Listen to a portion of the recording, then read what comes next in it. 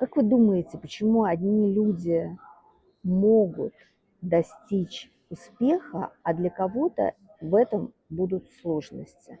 Кто-то будет вырабатывать разную стратегию в своей жизни, кто-то будет наблюдателем. Он очень долго будет смотреть, присматриваться к тому, как сделать лучше, как будто готовясь к определенной стратегии в своей жизни. Кто-то будет делать, а, при этом позволять себе делать ошибки, из этих ошибок а, вырабатывать определенную стратегию и тоже приходить к определенным результатам. Кто-то сделает, ошибется и никогда себе не позволит сделать дальше.